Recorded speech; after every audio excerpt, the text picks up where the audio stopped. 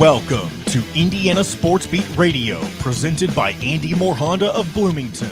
Know your role and shut your mouth, you jabroni! Fires upfield into the end zone, and it's caught. Jelani Woods, touchdown!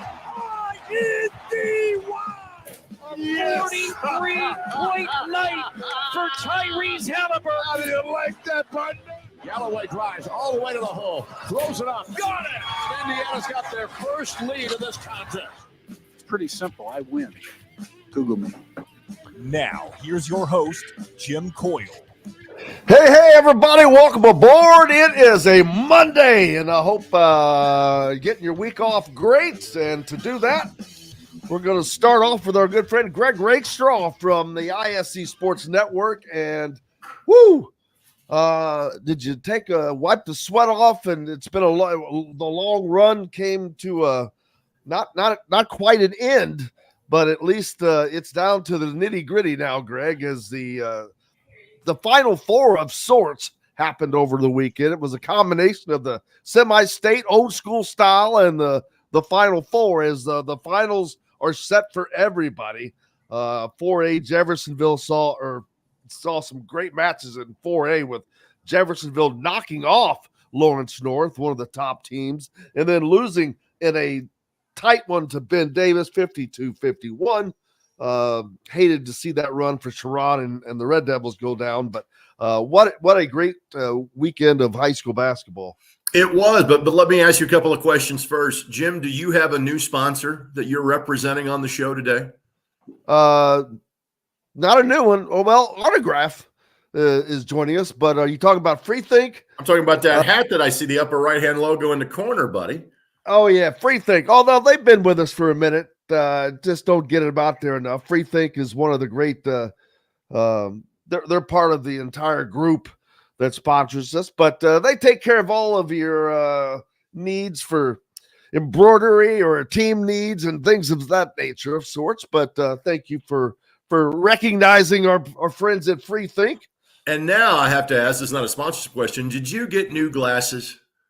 Well, no, I just found these and just put them on, and I'm like, well, they do work, and they can keep me from people from seeing where I'm actually looking at, in case I look like Marty Feldman. All right, so now I'll actually answer your question. So obviously, I was at Newcastle on Saturday, and I did not make it up there. I planned on coming up there, and gosh, do I hate that I missed those two games. And again, Jefferson was fantastic, and you know that I was high on that Jeff team all year long. Haven't seen them when I thought they played their best in Kokomo. I hope they duplicated that. And no one outside of Jeff, and I'm not sure many in Jeff, thought they were going to beat Lawrence North on Saturday. I'm not sure they could beat them. I knew they could hang with them, and that they did. And LN kind of left the door open and settled for threes when they can make them, but it's not exactly, how they're going to win. And I thought Jeff's bigs hung with Lawrence North's bigs in terms of McGrew and Miller. And then I'm like, okay, just looking at how Jeff had to play the late game, how well Ben Davis had played the last 2 weeks, how well Mark Zachary had played the last couple of weeks for Ben Davis. I wasn't sure, what Jeff would have left in the tank. And they're up 5 with a little more than a minute to go. And just the championship medal of Ben Davis, kind of showed. And, the corollary that has struck me the last couple of weeks for Ben Davis was that when they won, 2 of the last 3 single class championships in 95 and 96, in 95, everyone expected them to win. That was a team that had multiple Division I players and 3 Indiana All-Stars on it. And even though they had one loss during the season, that is thought to be one of the best high school basketball teams, in the history of Indiana. Frankly, last year's team should be given the same accord because of the schedule they play, because of the fact that they won the most games in the history of Indiana high school basketball in an undefeated season. Finished 33-0. No team scored more than 60 on that team last year. It may not be remembered as well just because there is probably not a great college player off of that team, at least in the senior class. It's very similar like the Warren Central team that beat New Albany in 2018 that was also undefeated. That team didn't have a Division I kid on it. Ben Davis has a couple, and then once you get to the sophomore and junior classes, that number will expand really to 4 Division I kids on the team. But the senior class was primarily D2 NAI kids, things like that. The team that repeated for Ben Davis in '96 was like a completely different team, but they were a repeat champ, and we are one win away from that potentially happening again. Ben Davis had graduated 7 seniors off their top 10 from last year, and here they are playing for a state championship the next year. And the team they played the opening game of the season is the team they will play in the final game of the season. Ben Davis and Fischer's played the Tuesday before Thanksgiving. And the young man that I've referenced in Mark Zachary, and for those that don't follow high school football and high school basketball, he frankly is a Division I level basketball player and will be on the Indiana All-Star team next year, but he is likely going to be a major college football player. Florida and Notre Dame are a couple of schools that have offered him, already. And the thought is that he is likely an NFL cornerback. Wow. Amazing speed, tremendous wingspan. He's 6'1", but wingspan much longer. And so plays both ways at Ben Davis. But the best example of how good of an athlete Mark is, other than he's won state championships in 2 sports already, is the fact that he was a starter as a freshman in both football and basketball at Ben Davis, which is the 2nd largest school in the state. Kind of gives you an idea as to that kid's special nature. They've also got getting something done there. Exactly. They got KJ Wyndham, who's going to play at Northwestern next year, who's an Indiana All-Star. So Ben Davis is good, not as otherworldly good as they were a year ago. But to Jeff, I know they're devastated because it was right there in their grasp. Their first state finals trip since 1995. If you want to compare apples to apples, technically would have been the first appearance in a state championship game since 1993, since the nomenclature is now a little different, than it was in terms of the class basketball era. The good news is that Jeff returns everybody that played but one from Saturday's game. They lose their point guard and Jeremy Rose, but their big 3 of Douglas, Singleton, Cooper are all back for next year. And simply put, Jeff should be one of the top 5 teams in the state going into the 24-25 season. Yeah, a lot of excitement for them, but still a lot of excitement left as teams are playing for state championships, and nothing bigger than that. Before we get to that, Chris has a question. Yep. Greg, who do you think is the front runner for Mr. Basketball? We just saw that Chloe Spreen from right down the road here at Bedford North Lawrence named the women's Miss Basketball. So congratulations to her as she heads off to Alabama. And I noticed quickly the All-Stars basically of the women's, they're going every which way. Yep. But maybe one to Indiana. Correct. That's Faith Wiseman, 6'4" center from Indian Creek. She's going to stay and play at Indiana. And Terry Morin, obviously has done a tremendous job, but has largely done it with kids that are not from the state of Indiana. Now, Allie Patberg is the obvious exception. Sydney Parrish, that went to Oregon and then came back, is an exception. But Mackenzie Holmes is from Maine. There's a young woman who I will butcher her last name if I try to pronounce it, but one of their top players is Rayleigh. And so even Tyra Butts was just across the state line in Mount Carmel, Illinois. So, Chloe Moore McNeil, I don't even know where she's from. Correct. And so Katie Gerald's has tried to go very heavily. It's almost identical to Purdue Indiana on the men's side, with the exception of the results. They have been flipped with the success that Indiana has had. But Terry has won with kids that are not from this state. And if you're winning, frankly, nobody cares. Purdue is making a slow rise back, trying to get to where they used to be in terms of women's basketball, but they are doing it primarily with Indiana kids. And for example, from the All-Stars, Jordan Poole is going to go play at Purdue from Fort Wayne Snyder. They've had some pretty heavy recruiting classes, so Purdue, simply put, unless kids at the transfer portal, will not have as many scholarships available to give as, say, Indiana does going into this season. But to Chris's question, I voted yesterday. My votes are Flory Badunga. To me, this is an obvious 2-man race. Flory going to Kansas, Jack Benner, who will likely finish 11th in terms of the all-time scoring list in the state of Indiana, over 2,500 points at this juncture, will just miss the top 10. He's going to get a lot of votes, especially from Southern Indiana or Purdue fans. But I think it's Flory.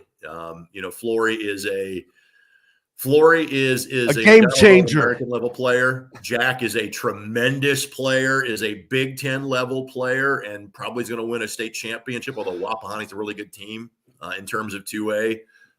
So it's not a guarantee that Brownstown wins that game in a couple of weeks. I would put Flory slightly ahead of Jack, but those guys are clearly number one and number two in terms of the Mr. Basketball race. Well, looking forward to that. What all the games I know you're looking forward to, but Sure. The 4A game, the 4A championship game, what kind of a matchup are we looking forward to there? Sure. So the Fischer story is tremendous. This is their 18th year as a high school since they and Hamilton Southeastern went from one high school to two. I did not know that. Fischers had not won a sectional championship until this year. Fischers also saw their best player, who was a national level recruit, and Jalen Harrelson, leave at the beginning of the season. He actually played in the summer with Fischers, played the June schedule, but then elected to go to LaPorte La Lumiere. So what has Fischers done? They've won every game but one. They got good battles up at Elkhart. I think maybe that surprised some people. And again, this Fischers team is probably a team that their stars in terms of college recruiting will likely be the guys that are younger. They play two freshmen in terms of Zachary and Gardner in the backcourt, and Gardner is Jason Gardner Jr., yes, son of the former Indiana Mr. Basketball, who these days is on the staff at the University of Arizona. Family lives here, and so Jason Jr. is a freshman at Fischers.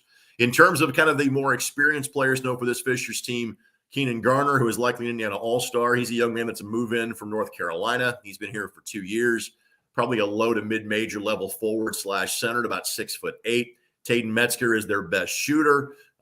John Anthony Hall is a young man that is a football basketball kid. But Garrett Weiniger is the name that you should probably start to know about in terms of the coach at Fischers, because he's talented, he's young, and he is the next in the line of these former Indiana University managers that get something done either at the high school level, the collegiate level, or the professional level. Garrett still might be in his 20s. He got the job at Warren Central after Chris Byers left after the 2018-19 season, coached 1 year at Warren Central, did very well in his 1 year there, lost to LN in the sectional final that year, has been at Fischers ever since. This Fischers team came out of the sectional where numbers 1, 2, and 3 in the state were all located.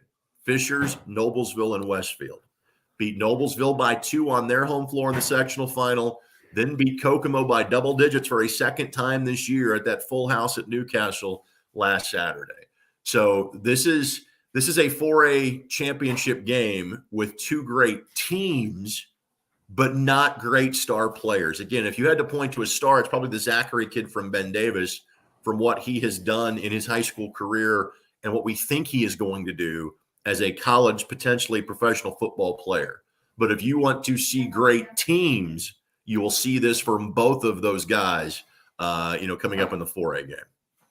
Well, I'm certainly looking forward to that, and not just that one, but all four matchups, as they are always special when you get to play at the big house and play the big games, and that is what you will have coming up in 2 weeks. However, don't forget, Correct.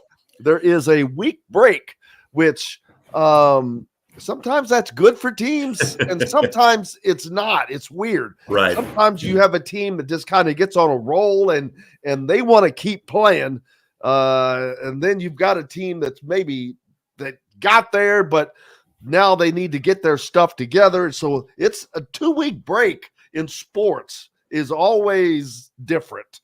So let's explain why. First and second rounds at Gamebridge Fieldhouse. Obviously, Pacers and Fever, a sponsor of the state tournament.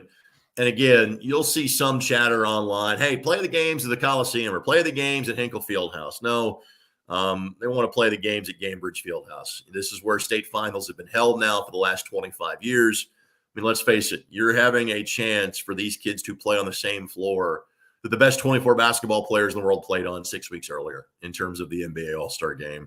You don't want to change the experience. And frankly, I think there's going to be really good crowds. Fischers will bring a truckload of people. Ben Davis will bring a truckload of people. In terms of 3A, all of Scott County will be coming up to watch Scottsburg play in the state finals in the 3A game. All of Jackson County will be coming up to watch Brownstown Central play in the 2A game. The Wapahani is a great team, and now because the tornado damage that went through their area, frankly, having a 2-week break for them is great for the community to kind of be able to say, okay, let's finish cleaning up. Let's go to state. And let's see if our Raiders can get the job done against Brownstown. And it gives them a reason or something else to come together around. Exactly. Those tornadoes that hit Selma and Winchester. Winchester is their own high school. Selma is a big part of Wapahani, which is suburban Muncie in terms of Delaware County. So we had the same thing 3 years ago. Obviously, those were the COVID state finals. So crowds really weren't affected because tickets were so capped and so limited as to how many people, could actually be at the games. But I think crowds, even though it's Easter weekend, and we're kind of in now this 3-week window where spring breaks can happen, kind of across the state. But I do think you'll see fantastic crowds coming up on March 30th at Gainbridge Fieldhouse. Certainly looking forward to it, man, as always, to wrap it up. And make sure you are going, it's not on the ISC Sports Network, but through the IHSA network.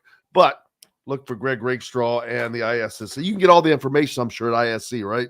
Correct. So IHSAATV.org is where you can watch the games. It is, I think, $15 a game or simply $20 for the entire day. So if you want to watch all 4 games that day, still a pretty inexpensive price, and frankly, less than it would cost you to buy a ticket to the game. So IHSAATV.org is where you can find the games starting at 10:30 on Saturday the 30th, and I will have the call of the 3A and 4A championship games that night starting at 6 o'clock.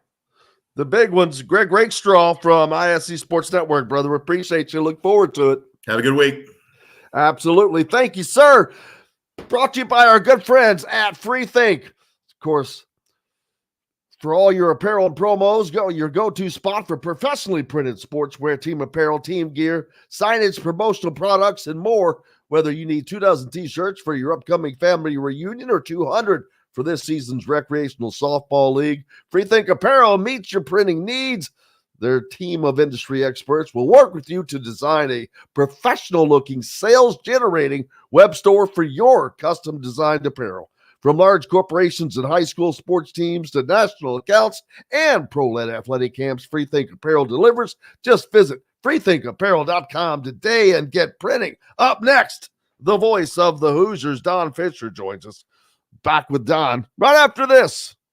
We'll be right back for more Indiana Sports Beat Radio with Jim Coyle, presented by Andy Moore Honda of Bloomington. In the market. Good day, Mr. Fischer. Hey, Jimbo. How are you? Pretty good. How are you, sir? I'm hanging in there. It's football. Football season. I was going to say golf season's next. I've texted a few people that have texted me over the last couple of days talking about are you excited that the season's over with? And I go, well, I'm excited about spring football for the first time in years. Hey, I say it all the time. This is the first time in my lifetime that people are looking forward to football as opposed to basketball, which was crazy. Yep. There's no doubt that this has been pretty disappointing to say the least. And we'll see how that all plays out here in the transfer portal that is open today. That's going to be exciting. But, Indiana's not the only team that's not happy, or wasn't. Rick Pitino and his crew and others around him. He said the word net should never be said again. He said what did he say? It was great. He said it's fraudulent. Well, Indiana State was the highest net rated team to ever miss. Yeah, that's true. 27. Where did I lose that? Oh, here it is. Yeah, Indiana State didn't make it. JMB is really unhappy today. Yeah, here's his quote. First off, well, and I'll say it again, I think we should all probably never mention the word net again because I think it's fraudulent. So what are we going to put on a basket then? I'm telling there you go. Yeah, that's the only net. Oh, man. Fraudulent. I love that. It is kind of stupid.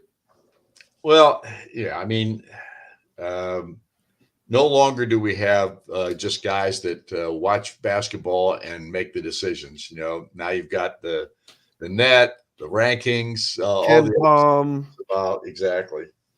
There's so many things that are involved in it now. BPI, RPI. House-made products around and everything you need to make a gourmet meal at home. Or pick out a tomahawk steak or a grouper filet and enjoy it cooked to perfection in Chop Shop Steakhouse. Chop Shop, Market and Table, a part of the Wild Food Group, is your butcher, baker, and fish house, no matter where you live. This segment is brought to you by the Chop Shop, home of the Indiana football and men's basketball coaches shows. Welcome back to Indiana Sports Beat Radio with Jim Coyle, presented by Andy Moore Honda of Bloomington. Hey, welcome back, Indiana Sports Beat Radio here on this Monday, getting your week started off and started right. Joining us now, the voice of the Indiana Hoosiers, Don Fischer, and it's over, man. It's over for you. The season is come and gone, and golf season is around the corner. Football season yet, as spring football about to get underway, and the spring game will quickly follow behind that. But we have to put the basketball season to bed. Indiana, it's been I don't know if it's been an official announcement, but or even if they were offered, even which they would have been probably offered a bid to the NIT, that they were going to decline that. I've already seen a number of teams that are going to decline the NIT. That does not speak well of that tournament going forward, for one thing. The first 3 or 4 teams that didn't make the NCAA tournament, they're like, screw that. We're not going. Rick Pitino definitely not happy. We were talking in the break, and he said, first off, I think we should all never mention the word net again because I think it's fraudulent. I think the net is something that shouldn't be mentioned anymore. Well, we all know that no matter what happens, there are going to be people that are not pleased that they didn't get into the NCAA tournament. Indiana State being one of those teams. I feel bad for the Sycamores. They had such a tremendous season, and as John pointed out earlier when we were in break, they are the highest ranked net team never to make the NCAA field, which is it's truly unfortunate. But the facts are it's a one bid league, so to speak. And so many of the things that take place these days with the conference tournaments and so many upsets taking place in some of those smaller leagues, so to speak. I don't want to demean them by any stretch, but there are so many conferences that do have a conference champion that got, the best team in their league got knocked off in that tournament. And so it takes away spots. And the NCAA tournament, of course, and there's all kinds of talk about expanding it and all those I think that is the dumbest thing that they could possibly do, is to expand this NCAA tournament. They've already done it with the play-in games. So I just don't see that as being why would you take something that has generated so much excitement and tinker with it so you can make more money, which is going to turn out to be a negative? I got four letters for you. NCAA. Oh, I understand totally. I understand totally. It's the only money-making thing that they have these days. And it's the only thing that they do right. Yeah. Well, and if they expand it, they've done something wrong that will hurt it, I think. I agree with you 1,000%. It's going to hurt the excitement aspect of it. I mean, part of it is not making it. Think about the Indiana State today, how they feel about having not made it, being that highest net supposedly that's never gotten in. So It's part of it. It's the disappointment of it, and it just makes you hungrier if you're a really good program to get in there the next year. So anyway, long story short, I hate the whole thing, but if they expand it, I think they're making a huge mistake. I agree 1,000%. And the next thing, well, I guess we've got to go over quickly before we forget. Indiana won a good game in the Big Ten tournament before running into the buzzsaw that was Nebraska rather, that again just took Indiana apart. And it was nothing different from the other two games this season against Nebraska. But Indiana definitely needing some pieces to change and add to their roster. Well, no question about that. And the transfer portal opens today. So this is going to be hugely important for Indiana. We have no incoming freshmen, not one. So what do we got? We've got a transfer portal that you can get players out of, and they're going to have to be really, really on top of it in regard to the players that are available and trying to get the ones that are most beneficial and culturally the way Indiana wants to play basketball. I think Mike Woodson and his staff have their work cut out for them. We don't know how many guys that Indiana has that could go into the transfer portal. We do know that Khalil Ware is one of those people that will really look closely at the NBA because there's a good possibility he would be drafted in the first round.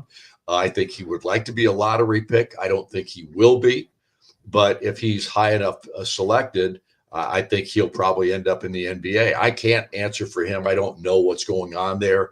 I don't know his agents or any of the people that are involved in his thinking process. All I know is that he's got a guy, and without question, they'll look very closely at the NBA.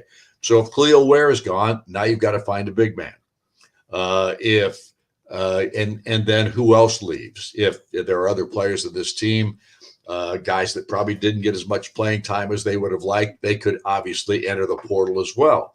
We'll just have to wait and see how many people are headed out the door, and then how do you fill those positions, and where do you get the players to do that? And the portal's the only place they can go. Yeah, there's a couple of guys that I think might put their names into the NBA just to go through that process, as we always say, and those two are Mackenzie Mbako and potentially Malik Renew. Again, if nothing else, just to get the feedback, to talk to the guys in the NBA, to get to play against that talent. And you would be missing out if you didn't do that on their part. And it's very understandable. And you have to hope that you get both those guys back, that they don't enter the portal, because it has become a buyer's market. Right. And I hate to use that term or phrase. Oh, it's true. That is exactly what it is now. It's a buyer's market. It's called for basketball players. It's called free agency. There you go. Literally, that's what you're basically dealing with now. You're talking about every year. See, exactly. And that's the worst part of this whole thing with the portal, with the NIL situation. I don't think people envisioned this is the way they wanted to have players taken care of, gotten their opportunity to make a little extra money on their name, image, licensing scenario. But that's the way that's the way it's turned out because of the portal itself. So, that's what we have to live with today. And you can say, well, they need to change the rules. Well, they tried to change the rules a couple of times already. They tried to change the rule about more than one time in the portal. And that went down the tubes because of a judgment by a judge. So at any rate, this is what you folks were all fighting for, to make sure that players got paid for what they are able to bring to the table from a name, image, licensing perspective. And now you've got the portal with it, and now you can't close the door. Yeah, my big thing, I've said this for a while, is they've got to come up with a way. That's great that they're getting paid, but I think that you have to be able to contract them for at least 2 years or something to keep some continuity, to have some understanding of what you're going to have, because the pros do not have the freedom that the college athletes have now. They have more freedom than anybody, and it really hurts the product. Maybe there's people that say, no, it doesn't. It depends on what team you're on. If you had a team that filled up, Iowa State, for example, they were horrible a couple of years ago and quickly have been turned around because of the portal. They're not complaining, but I just wish that there was a way that you could at least have a 2-year contract with these guys.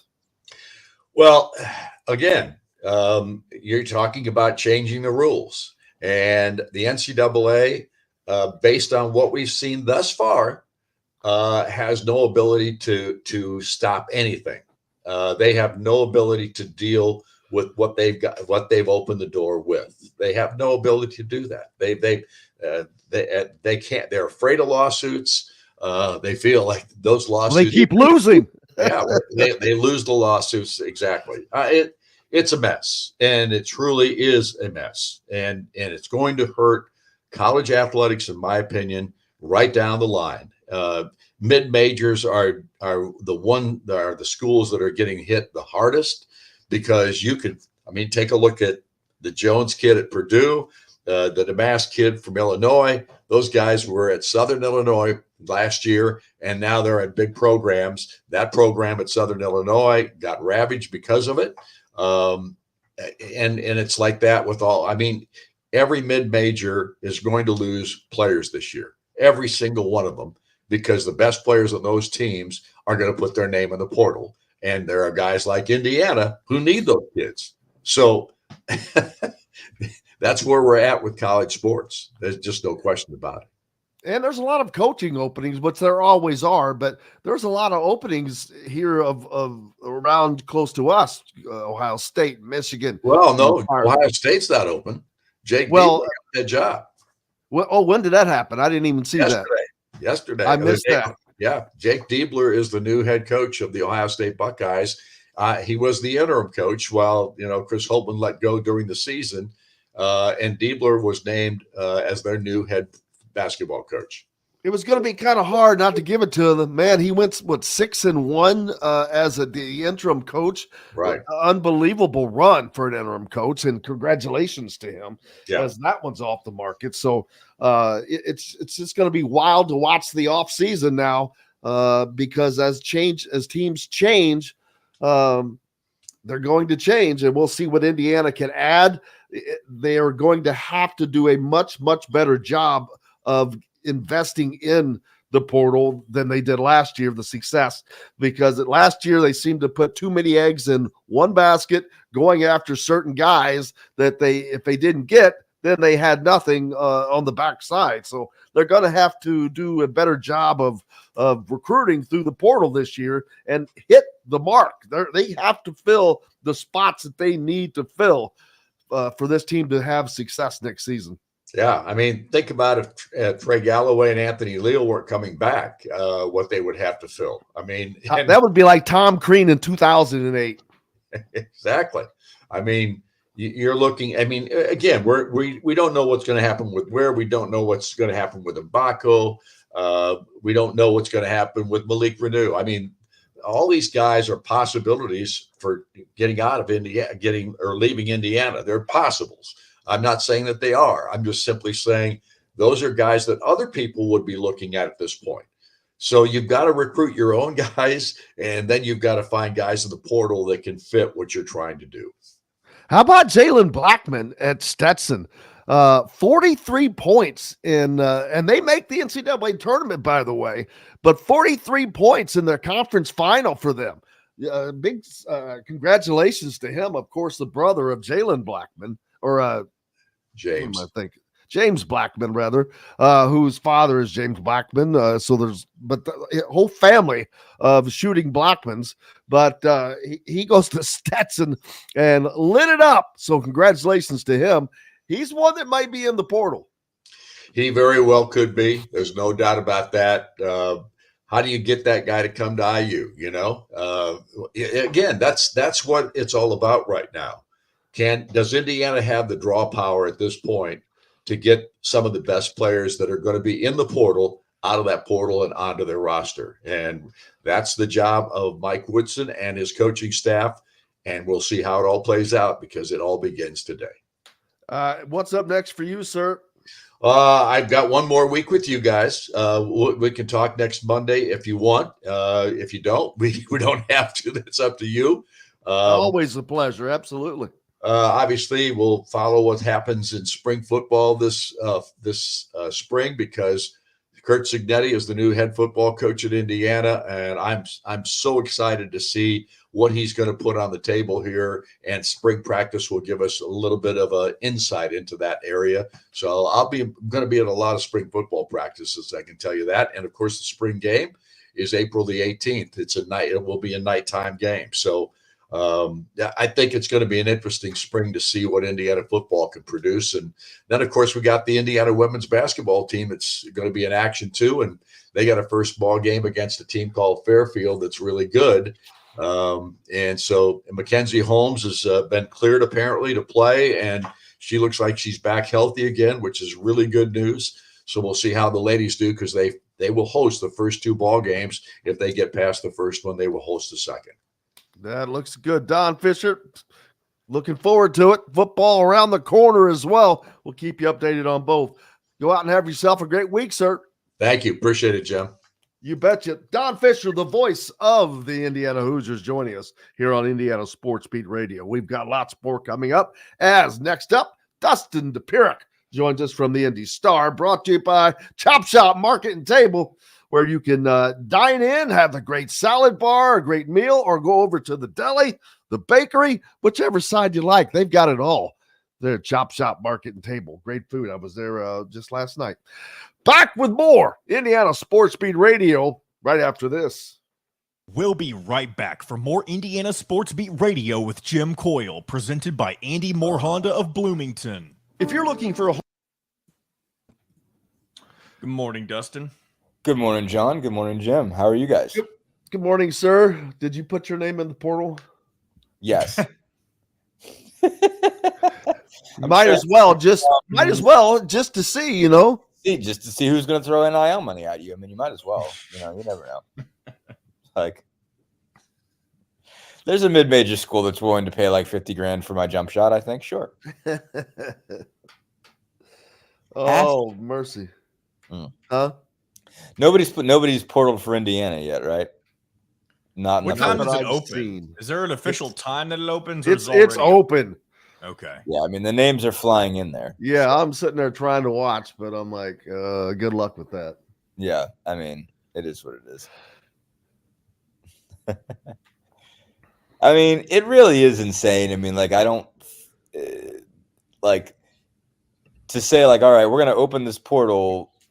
Like the things postseason decisions get made. It's like, all right, like you're really surprised that people are bailing out on the NIT when that happens. Like, you're really going to do that to these guys? Like, give them a rest. Say, hey, it's literally the equivalent of not playing in your mediocre bowl game. That's the same. It is. Thing. Well, it is, but like you're basically saying like we're going to do this immediately. Like, and putting you in a position where like you basically can't. I mean, the other difference is like not playing in your mediocre bowl game. Like, your mediocre bowl game isn't for like 3 more weeks. That's like, true. Happens now. Number one. Number two, football is a contact sport. I mean, like, that's the other thing. Like, it's like, because you have to worry about. Plus, that's more of players opting out than teams just declining a bowl bid. Sure, exactly. It's a different story, and it's just like. And football, I mean, football is just always going to be a different story because, like football people are hitting you on purpose. Like the idea of you getting hurt isn't that much of a stretch when people intend to hit you. Like, as opposed to basketball, when you're playing, you're running up and down. Like, maybe you get hit, maybe you don't. Like, you can injure yourself, but that's not the name of the game. Like, the name of the game in football is for you to get hit. So, like. I have a much like, I don't know, higher standard for like why you should skip basketball, because basketball is basketball and football is football. Like, I mean, there's the differences in the sports are major there in terms of that piece. But yeah, no, I mean, I'm in agreement there, but it's like, I think, I get this whole portal idea, and it's like, okay, well, just don't let anybody recruit out of the portal until, you've had a week at least of postseason play, so that you're not making sure you're not giving everybody a reason to opt out here, Yeah. an easily justifiable reason, because it's like, okay, like I have to re-recruit my whole team. Why would I play in a tournament that doesn't count? Here we go, guys. AndyMoreHonda.com and get more to your door. This segment is brought to you by Remax Advanced Realty, Indy Home Pros team by Cheryl Sizemore. Welcome back to Indiana Sports Beat Radio with Jim Coyle, presented by Andy Moore Honda of Bloomington. Welcome back, Indiana Sports Beat Radio. It's Monday, getting your week started right. Dustin Dopirak from the Indy Star joining us, brought to you by Remax Realty's Cheryl Sizemore. For those in the market for a home in the Indianapolis area, you need Cheryl and her 2 decades of experience. It could be the difference between getting the home you want or not. Reach out to her, Cheryl at IndyHomePros.com. Dustin Dopirak, how are you, sir? Doing well, Jim. About yourself? Good. In the break, asked, did you put your name in the portal yet? It is Monday and it's open. Tom Crean is not happy about teams opting out of the portal. I see. Of course, they don't have that in the NBA to worry about, but he lambasted teams for not taking the chance to continue to play and be coached, et cetera. But whatever. How's everything going with you? Doing all right. No, I wanted to address Tom because I thought I watched that, and obviously having covered him, I felt a strange need on Twitter just to vouch for his sincerity, because like he means that, like he really means that, like, I mean, that's really kind of like a distillation of his whole like way of being and operating, and saying like, okay, like you owe it to your kids to continue to coach and continue to try to teach them and make them better. And in fairness, like if Tom was really good at one thing, it was that, like of just really staying on it with guys. And I think, I mean, like if Tom were in this situation, like he would stay in, and he would also like not sleep and, light himself up with Liftoff or whatever green drink he was drinking out of Dasani bottles to make sure he didn't sleep for an entire week, just to make that happen. And so I more than get where he's coming from. And I don't think it's, you got to do something to make it work. Not that the NIT is this super duper important thing. I mean, but I think Tom's right in saying like, if people opt out, they opt out. But you don't want whole teams opting out, and you don't want scenarios where, like it to become incentivized to not play basketball. Like I think that's where I think he's right on this, that, and I get, I mean, it is different for every team. There are teams that should just need to end their season. And Crean had teams that needed to end their season, like the 13-14 team that could have gone to CBI and didn't. Like that team needed to call it a day. And, there are teams where like even before the portal was a thing, where everybody was going to transfer because it was it was not good chemistry. It was a group that needed to start over and needed to get away from each other.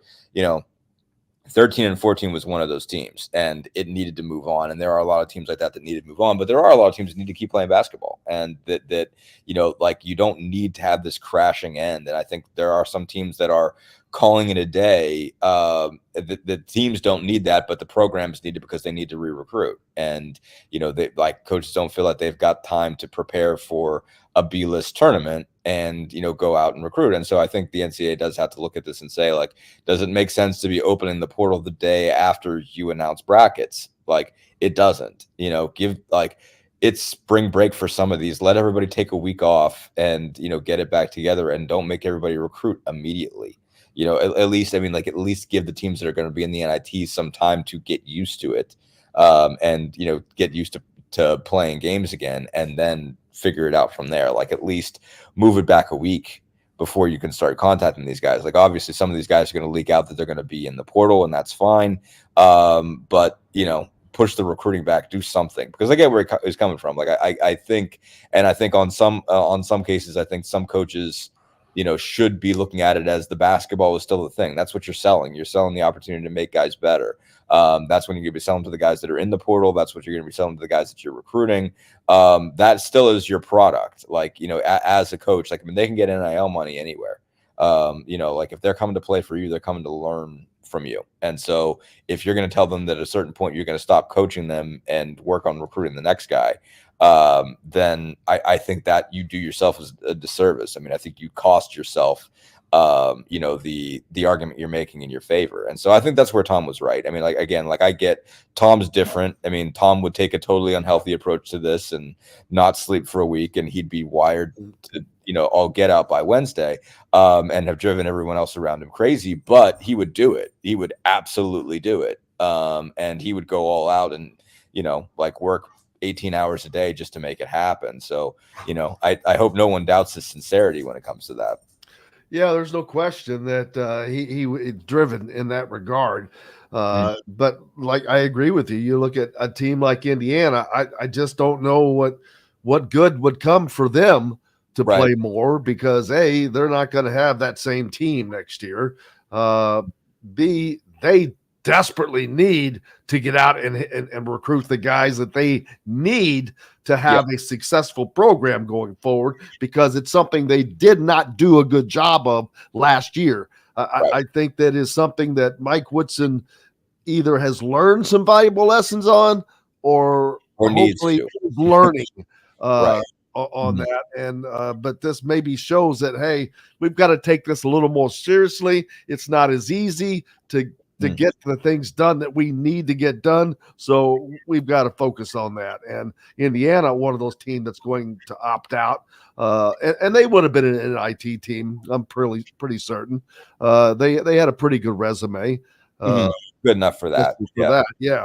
And so, but they're not, and wisely, and they're going to start trying to reel in some guys.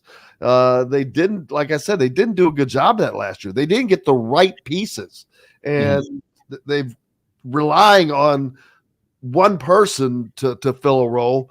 I hope they've also learned that lesson doesn't work out, because A, you never know when an injury is going to come about. B, you never know what's going to come about. Who knows? Yeah. No, the bigger picture issue is they have to, Mike Woods needs to decide what he wants his teams to be. And, you have a couple years, obviously, when you're getting started, that you have to play around your personnel, and, play the style that fits your personnel. But at a certain point, you have to create a style and make your personnel fit it.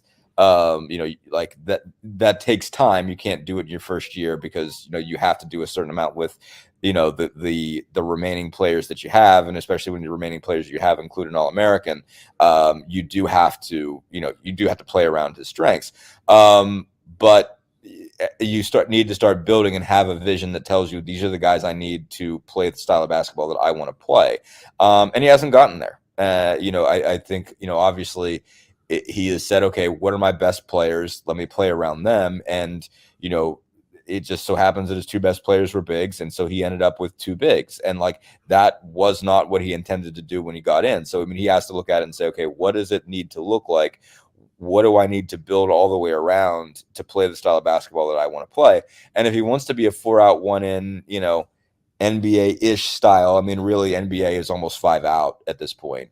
But for the most part, if you're thinking I want a wide open style of basketball, it's well, you need shooters and you need a bunch of them. And I think it goes back to stuff that we've been saying, that I've been saying on this for a while, is that he hasn't, the things he hasn't figured out is how to will a style versus just go and get the best players that you can and let that dictate your style. Number one. And number two, I think he knows what pros look like when they're young. I don't know that he knows what guys that are not going to be pros but are going to be able to help your program look like when they're young. It's just there's an amount of grind that is required. That you need to know everybody on Indiana Elite's roster. You just do. You need to know all of those guys. First of all, you need to know what an Indiana Elite is. He has to. I'm not trying to be that much on it. I presume he knows something about that program, so I'm not taking him that far, but like Tom could tell you anything about anybody in that program, at least through the first 5 years where I was on the beat. Like he could tell you anybody that was in that AAU program, at least on Team Indiana, like not just the guys he was recruiting, but he knew where everybody belonged. Like if this guy has got to be a mid-major guy, this guy's going to be a low-major guy, like it wasn't just, the Hollowells and the Yogis and the Zellers and stuff like that. Like he knew where everybody belonged. And you have to have a sense of that because you got to know what you can get and you got to know what you have to jump at, just to make sure you've got some players in and see who's worth a shot. There just needs to be a better sense, I think, of all right, what do these guys look like when they're not going to be pros? Because he knows what pros look like. And to give him, he deserves credit that the guys that he has brought in that are going to be pros are better for having played for him. So you got to give him that credit. Khalil Ware's better. Khalil Ware is better. He is going to be drafted higher because he played for Mike Woodson. Trace Jackson Davis got drafted higher because he played for Mike Woodson. Jalen Hood-Schifino got better under Mike Woodson. You got to give him credit that he has developed those 4 or 5-star guys into NBA level talent. It's just you've got to be able to create a full pipeline that builds you a system that makes sense. Stars, pros have to be central to it. That's for sure. But and so he's got that part together, but he has to build a full program and it requires you have to have all 12 guys to win. All 13. And you just showed the perfect example because Tom Crean did have all that knowledge. He was that consumed with knowing, with being someone who had that knowledge and could name those guys and knew who was where. But he wasn't completely a successful coach in Indiana, sure, because he had some slight failures, I guess. They all got problems. Right. They all got problems. And that just shows you, though. It shows hard. you how it's a hard job. You've got to have everything. What Mike Woodson doesn't have, Tom Crean had. What Tom Crean had, Mike Woodson doesn't have. Right. Exactly. That's my point. It's just, man, you've got to. There is a healthy balance to all of it, and that's what Mike Woodson has to find. And it's extremely hard to strike. It's extremely hard to strike and maintain. Obviously, you've seen a lot of coaches have a good stretch, have a stretch where all the pieces come together and you win. And some of those same guys, you see it around this time every year that, March like, wow, like look what that guy did. Like he's amazing, and 5 years later he's out of a job. And, because what came together, like the pieces came together this time and they didn't come together the next time and it gets harder to keep it going. And so, Jawan Howard, had a magnificent team a couple years back, and now he's out of a job. So, there are times when you're like,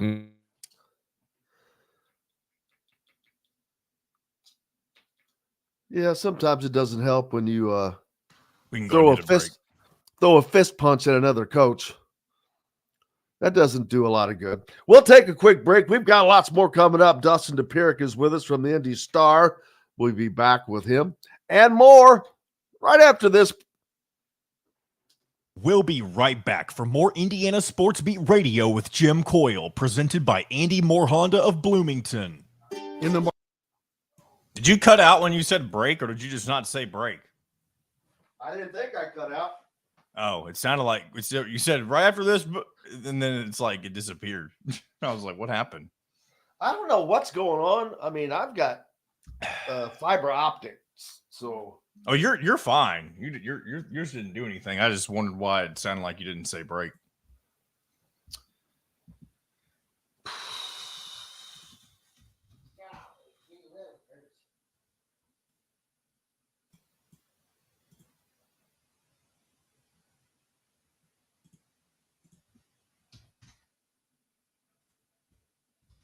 Hey, do you have the phone number for Matt Martin? You sent it to me. Send it to me. I haven't texted it. At least I think you sent it. I'll just forward. You sent me the email with it. It should be in your email. I'll just forward it back to you in case you didn't see it. I already reached out to him to confirm he's going to do. He's going to come on at 10:20. Perfect. If that's what you were going to do. That's it. Okay.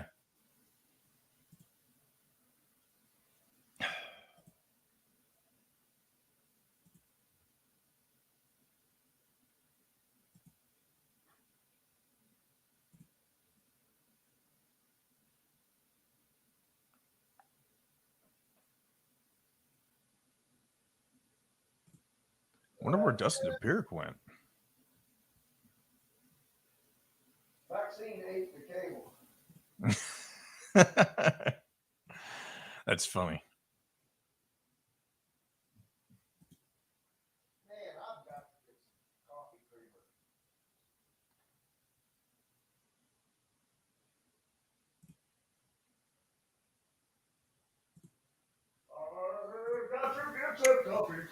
There he comes. You back with us, Dustin? Yeah, my electric shut off. Oh, damn. I mean, it's back. I mean, it went out for like 2 seconds. So the Wi-Fi went out. So everything shut off for like 2 seconds, 3 seconds. So, but I had to. So usually when that happens to me, like it's happened to me when we've done the show, maybe only twice at the most, but it usually takes my internet a decent amount of time to reconfigure itself. It came back. So that was what, a grand total of about a 5-minute interlude there. Maybe a little less, not quite that long. So it rallied. We ended up just going to break after. Okay, that makes sense. So we had an now we're back in about 20 seconds. Sounds good. Fischer Series house plans. We have several lots available with scenic views of the golf course. Contact Amy Rhoda with Ravesco Real Estate for additional information. 812-583-0919 or go to mystonecrestliving.com. That's mystonecrestliving.com for more details. This segment is brought to you by Hoosier Hanks East. Welcome back to Indiana Sports Beat Radio with Jim Coyle, presented by Andy Moore Honda of Bloomington.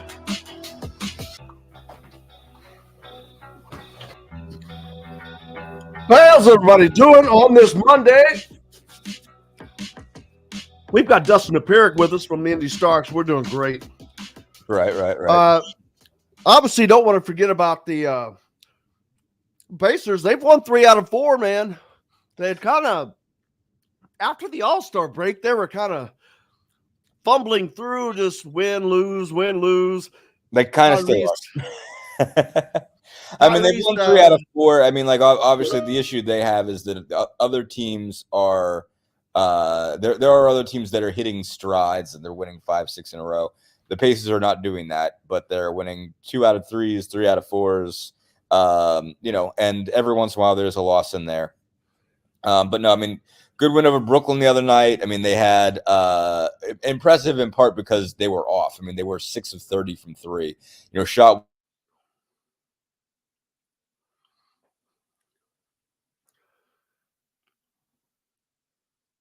6, 7, and 8 spots are tight. Indiana in the 6th spotted for playoff, 38 and 30, but right behind them, the Heat and the Sixers tied at 37 and 30. As Dustin will be back with us here in a second. But yeah, that 6th, 7th, and 8th spot for the playoffs, man. Whew, that's going to be a grind. You're going to have to continue to win at a clip of about 3 out of 4, or they could find themselves easily knocked out of the playoffs. But actually, there's a little bit of a gap between 8th and 9th. That's where you have a little gap, like I said. But that only puts you into playing the Celtics. That's all. The best team in the Eastern Conference. So I'm not sure that does much good for you. You would much rather try to hang on to that 6th spot and meet with the Cavaliers instead, who substantially different record, 42 wins against 25 losses for them versus the Celtics. I was just talking about. I'm back. Those last 3 spots in the Eastern Conference playoffs, Dustin, it's tight. 38-30 for Indy and 37-30 for the Heat and the 76ers. So, but the big difference is you landed at 8th spot. That's not exactly the luck of the Irish. It's a playing game. No, it's a playing game, and not only is it a playing game, but if it plays out the way that it's expected to, and you lose to the 7 and then beat the 9 in the play-in, then you get Boston. And nobody wants Boston. So, and I mean, and that be, not only that, like, I mean, the Pacers have some reason to be confident against Milwaukee because they took them down 4 out of 5, but Milwaukee is a different team. I think now, like, I do think the coaching change helped. I do think they made some minor, changes that helped. And Milwaukee looks better. Milwaukee looks tougher. I think they did than when the Pacers beat them 4 out of 5. So I think you want to avoid. You want to avoid 7 and 8. But that being said, I mean, the Pacers just got to get in. I think that's just the biggest thing is that the Pacers just got to get in. They have to get, they just have to get in the playoff series. I think get in a playoff series, win a game or two, then you had a good year. I think that's enough to be like, okay, move forward with what you have. They'll be all right. Whatever, anything that happens on top of that is gravy. Anything that happens on top of that is gravy. I think they have a better chance against if Cleveland ends up the 3, and I kind of think they will, especially with some of these guys that are out for them right now. Then the Pacers manage to swing that 6 and get Cleveland. That's their best case scenario. I think because they've beaten Cleveland both times so far. They play them again tonight. They're going to play them without Donovan Mitchell. So that's a different story.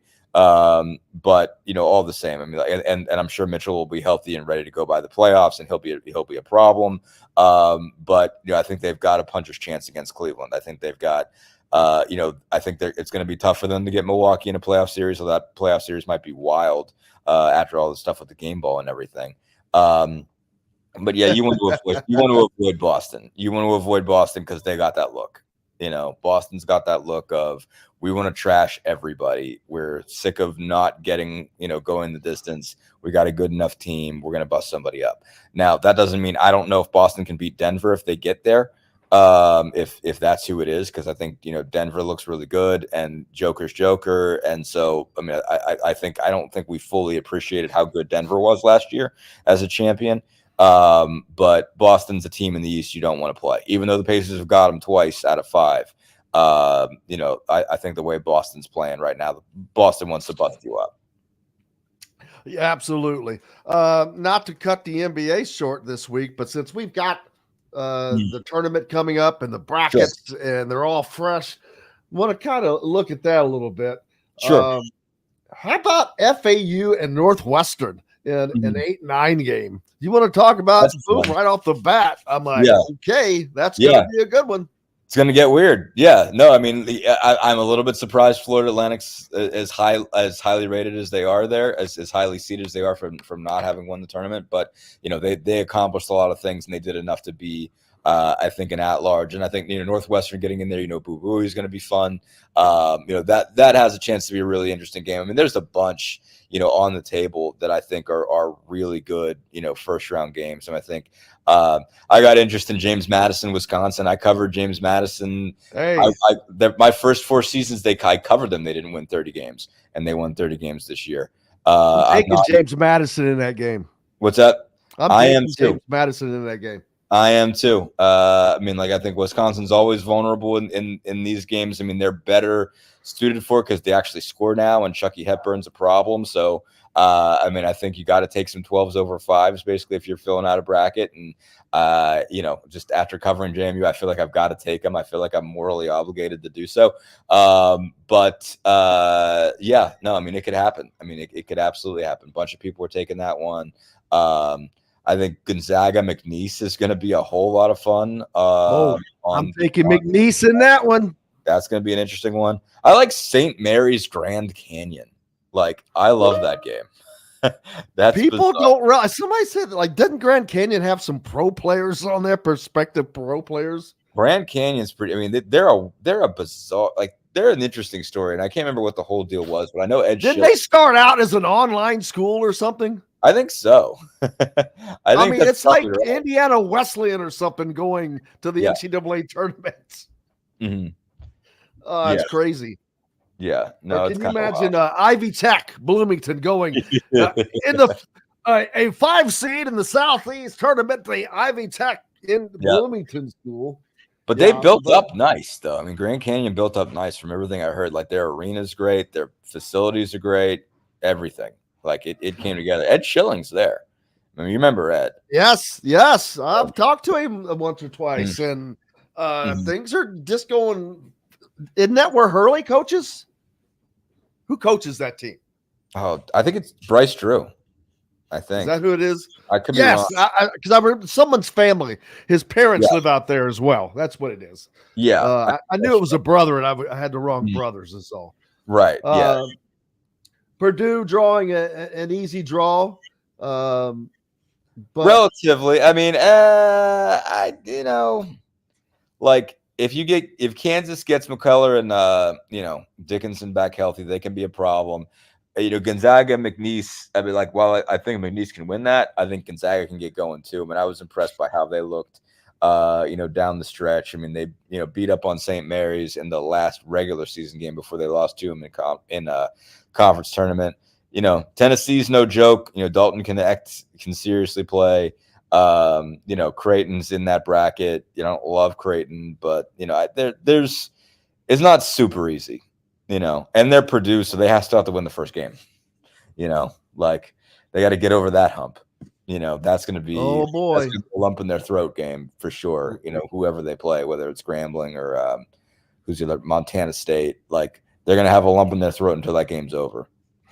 A couple of notables, Fred pointing out, Steve Alford's Nevada team makes it in. Not only that, Western Kentucky and Christian Lander are playing in the NCAA tournament. So I believe this is his first NCAA tournament appearance. Probably is. Let me think here. They're playing Marquette, so it's not exactly a great reward, but no. Wait, hold on a second. Did he get in? Did he play 1 year under Woodson? Did he get in the tournament under Woodson? He might have. I thought he left after Archie left, but I can't remember, to be honest with you. No, he left and then he came back. Hold on a second. I do that. I could be wrong, but I believe Jim is correct that when Woodson came in, he jumped in the transfer portal. He did jump in the transfer portal. He definitely jumped in the transfer portal. No, he played the 21-22 season. Man, I did not know 13 that. games. Yeah, he did. He played in the 21-22 season. Let me see if he made it through the whole year. So that would have been Woodson's first full year, I think. I did not recall that. Yep. Okay. Yeah, he played in the tournament. He's played 6 minutes in the St. Mary's game. I just checking this on. I'll be damned. On College Basketball Reference. So yeah, no. I mean, I knew. Well, the reason I know is because he went in the portal and then came back, because I got in trouble for that because I talked to his dad when he came back in the portal, and JD got mad at me. So,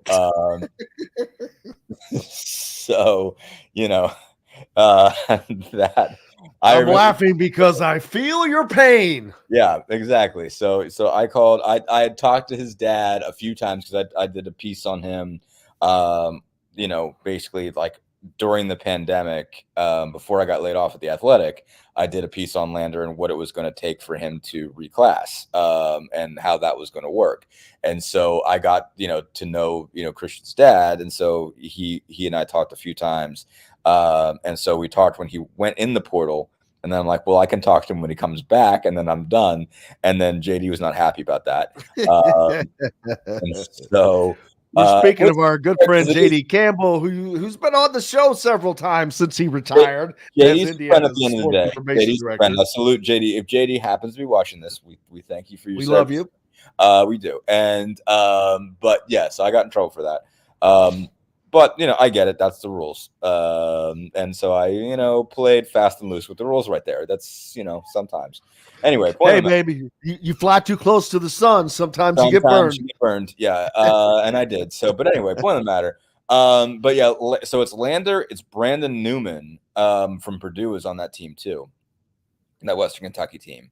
And Steve Lutz is the coach. Steve Lutz was an assistant under Matt Painter at Purdue. He was on the staff that went to the Elite Eight with Carson Edwards. So I got to know Steve, good dude also. Was at Texas A&M Corpus Christi before this. Took those guys to the tournament when Indiana was there in Portland. And so I think they were I'm wrong. They were in a first 4 game when Indiana was in the first 4. So but yeah, so Lutz is the guy at Western Kentucky now. So he's got a couple of those in-state guys playing down there. So that's kind of a cool story. And they're going to be playing in Indianapolis. So that's a cool deal. How about Morehead State and playing against Illinois? Morehead State, a team that Indiana beat by 1 earlier in the season, as they made a torrid run, but they make it into the tournament. I was trying to see how many different teams Indiana played that are in the tournament, but it's probably going to be about 8. But that includes conference teams in that. But hey, St. Peter's is back. St. Peter's is back, man. Purdue did not get them, so. Yeah, that was thankfully is not the word I'm using. Can you imagine if they beat Tennessee? They played Tennessee, who was a number 2 seed. Could you imagine? No. But somebody's going to. There's going to be some upsets, and I'm here for it. I think I'll tell you who I think. I will not have Houston in my Final Four. I've said that numerous times before this in the last few weeks. It's just, man, they didn't. How many games did they even lose? 5 this year? 3, I think. 4, maybe. That was probably 4 with Iowa State. I just had this up. I was just looking. They got beat by damn 30 by Iowa State, and I'm like, wow, man. I mean, I understand getting beat in your conference tournament before the NCAA tournament, but I don't recall getting trashed like that. A number 1 seed getting just absolutely decimated by 30 points. I'm like, that's a beatdown, man. Yeah. So I mean, they're 4 losses. So 2 of them were against Iowa State. One of them was 57-53 on January 9th. They got trounced in this tournament game, got beat at Kansas on February 3rd, and lost by 1 to TCU on the road. So, I mean, I get not trusting them, I guess, because I didn't have a chance to watch much of it because the Pacers were playing at the time. Like, it was kind of a ball game when the Pacers game started, and then kind of had it, just checked it on through partially so we'd have something to talk to Tyrese about because he's an Iowa State guy. But it got out of hand. And I looked at the box score, but I think it was like LJ Cryer and Jamal Shed, those 2 guards, were like 6 of 29 from the field or something nuts. Like, they just could not buy a bucket that night. So, I mean, I don't know. For that reason, I don't want to bury them because it's just like, I think it's just a bad shooting night for their guards. And, they got wrecked, and Iowa State had a good shooting night and hit a bunch of threes. So, like, maybe that's just a kind of a freak occurrence game. But, I don't necessarily look at them and say, well, they're going to run roughshod over everybody either. I mean, like, I don't out of the 1 seeds, I feel most secure about UConn. Like, out of the group, I think those guys are just rolling, and they've got depth, and they've got enough stars like all the way around the floor. That's probably who I'll end up taking. But I don't really trust anybody else. I mean, like, Purdue's going to have to earn, will I pick Purdue in the Final Four? Maybe, but I don't trust them until they do it. Carolina losing to North Carolina State is a red flag for me. Like, I still think that Carolina team's good, but I don't trust them.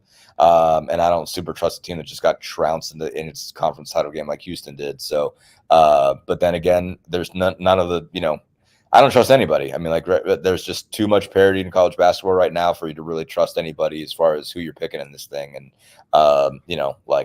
I might throw $5 in for a March Madness pool, but that's as far as I'm going. I wouldn't bet actual money on this thing.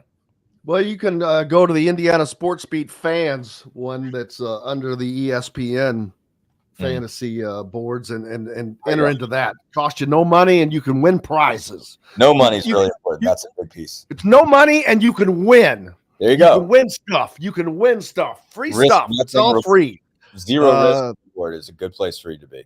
So while I'm thinking of that, peeps, make sure you go to the ESPN page, and then you go over to fantasy, drop down. It's got the brackets there, and look for Indiana Sports Beat fans. Password Indiana. I'm sitting here filling my bracket out as we talk. I've got most of the first round games picked, but not all of them. But so is Purdue? Who is the play-in game for Purdue? It doesn't have it. It's Grambling State. Grambling. Okay, Grambling. I couldn't figure that one out. I should have figured that out. They've got a decent path all the way because Kansas, they're a weak 4C to me. They're beat up a little bit. They've shown a lot of you talk even though they're one of the teams that beat the crap out of Houston, ironically. Yeah. Yeah, it's just a question of whether they got whether they can get healthy. I mean, because it's just, McCullough and Dickinson were both out. I mean, KJ Adams, I think, got hurt. So it's just like if their best guys are in, they got a shot at being a problem. If they're not, then, you're going to crush them. So that's kind of what it comes down to. It's like if they've got Dickinson and they've got, how do you say, is Kevin McCullough? How do you say his name? I don't even know. You're close enough. Good enough for me. Works for me. So yeah, but we've got to take a break. What's up next for you, brother? Pacers and Cavs tonight, and then they've got a West Coast trip. Obviously, since Indy is hosting a first and second round, they got to get the Pacers out of town. So we're gonna be way out of town. Get out of here. Get out of here. Way out of here. They're gonna be in Detroit on Wednesday. Golden State on Friday, and then the Lakers Clippers back to back on Sunday, Monday. So I will be coming from you bright and early next week on 6 a.m. Pacific time. So we love you. Pull that off. But anyway, yeah. So that's what's up. Dustin Dopirak, you have to be giving him a follow and keeping up with all the coverage that he provides at the NZ Star. You're missing out if you don't. Thank you, sir. We appreciate you. And for Maxine. Appreciate you guys. She says hi too. She's over here. See you, Maxine. Back with more Indiana Sports Beat Radio, brought to you by our good friends over at Hoosier Hanks East, where you can find great pizzas and lots more. And for the NCAA tournament, you can order through Uber Eats or whatever to have everything delivered that you need and then take care of your entire party. Back with more. Travis Miller joins us after this. We'll be right back for more Indiana Sports Beat Radio with Jim Coyle, presented by Andy Moore Honda of Bloomington. Good morning, gentlemen. See, I caught you in the middle of breakfast. Hoosier Hank's Pizza, baby. I need to try some of that. The one that I miss in Bloomington is a darn good soup on the courthouse square. That was really, really good. Man, that's closed, I guess, huh? Yeah, it closed it closed about a year or two ago, apparently. But at my last job, I had to go down to Bloomington for something, and I found it on the square and had it. And man, that was really, really good. But I hear a lot of rave reviews about it and a lot of disappointment that it's closed from Indiana people. They didn't complain enough when it was open, I guess.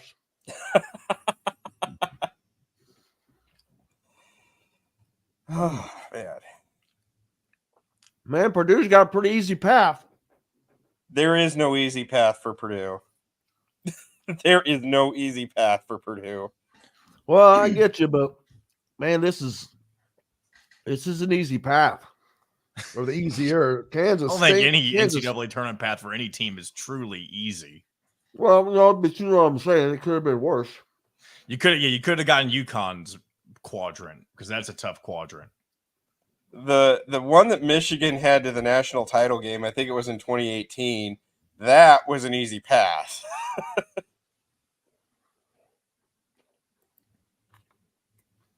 I thought for sure that they were going to put Purdue in a bracket with like Auburn or something like that. And that's who I was going to have taken you all down. I was like, if they face a team that just loves to run and score a lot, that's going to be Purdue's issue right there. Well, see, I would think that, but that's what Alabama tried to do, and they beat Alabama. So, honestly, I think Purdue does better in games like that based on how Michigan State and Wisconsin played them this past weekend. I don't think Alabama's very good, though. I have them losing to Charleston. No, I think that's who they play. Alabama shot the lights out against Purdue. I think they hit like 18 threes or something. It was absurd. It was a wild game. How much time we got? 40 seconds.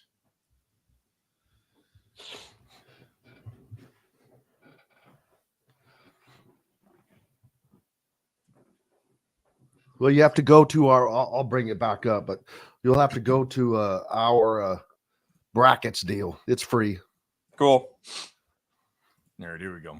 Brand new Honda with no payments for 90 days. That's right. 2023 and 2024 Honda Pilots, HRVs, CRVs, Honda Ridgelines, payment free for 90 days. Or get 0.9% APR financing for 36 months on a 2023 Honda Ridgeline.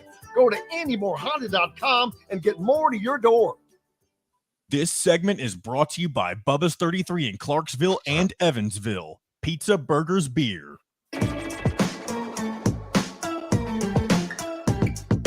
Welcome back to Indiana Sports Beat Radio with Jim Coyle, presented by Andy Moore Honda of Bloomington.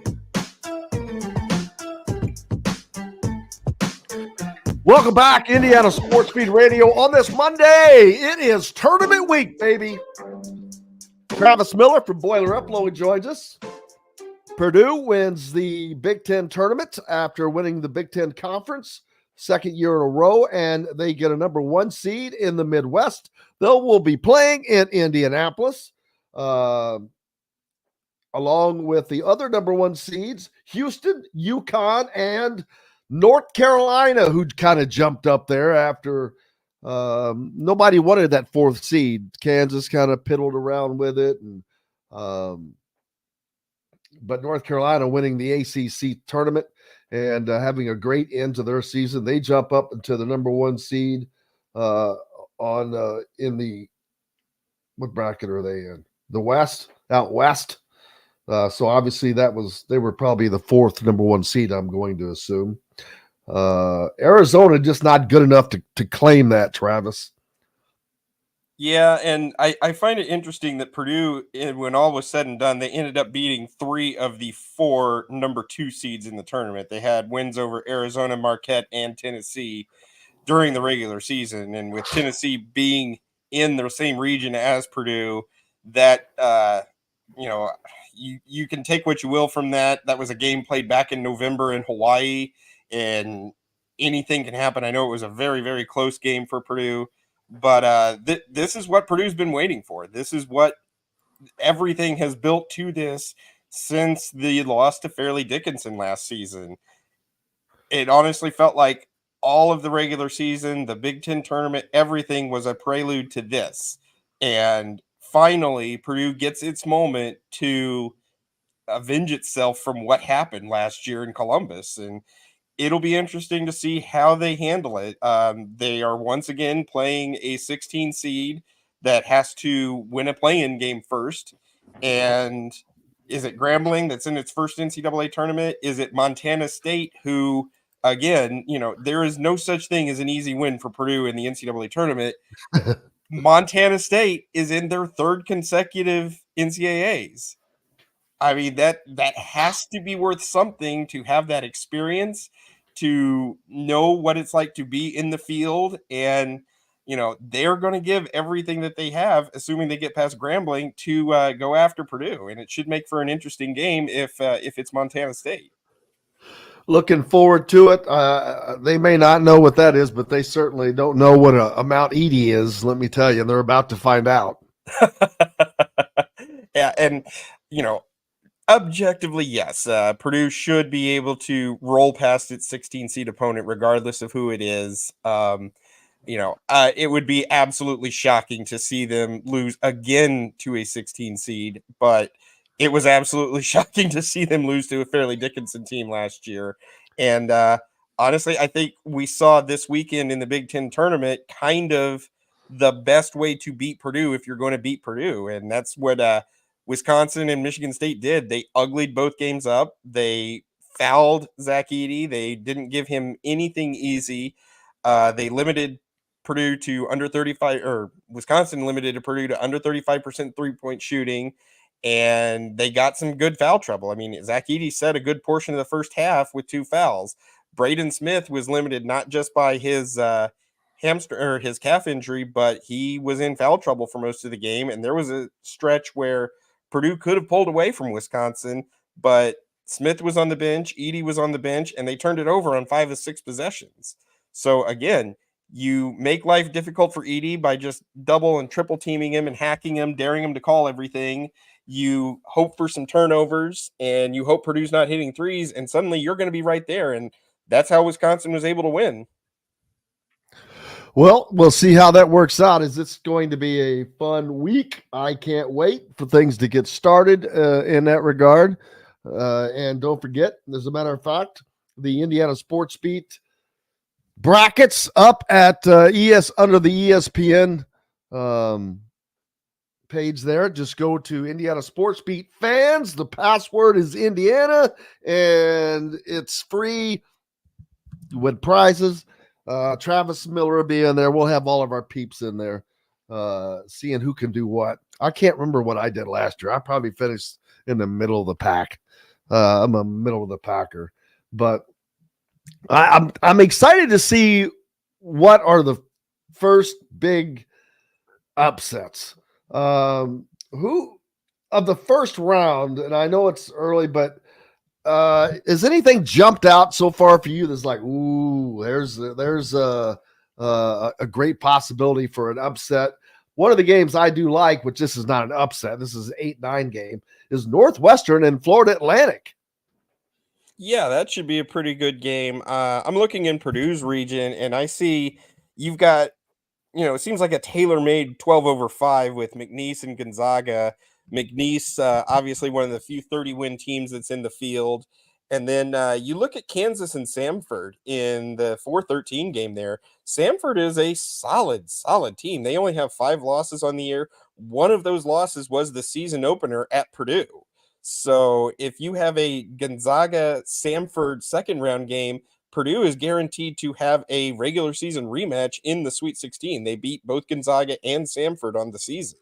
So that could be very, very interesting when it comes to a game like that. And I'm also looking at what Western Kentucky could do against Marquette. I have kind of a soft spot for Western Kentucky because that is where Purdue transfer Brandon Newman ended up this season, and he had a pretty good tournament to help get them into the field by winning the Conference USA tournament. And you get an experienced guard. He played 3 years at Purdue. He played in the NCAA tournament. You never know. And he's got a little. Who else is on that team? I'm sorry. Former Indiana transfer Christian Lander also on that team. Oh, really? Interesting. Yeah. So, and they get to play in Indianapolis because they will be playing Marquette here in Indy. So I kind of want to keep an eye on that game. I'm going to get there early on Friday and keep my eye on that one because that one's going to be a fun one to watch, I think.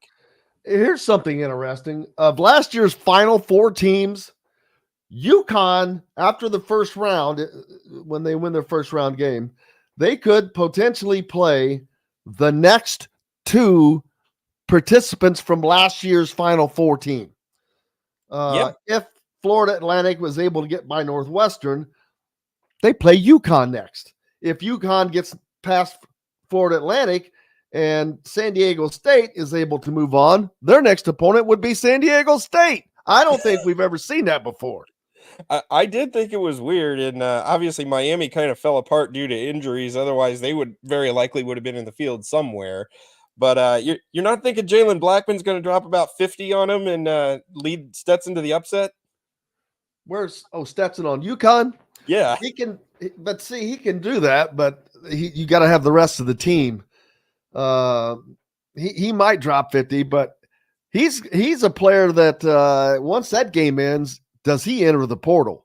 Without question, I would think that he does.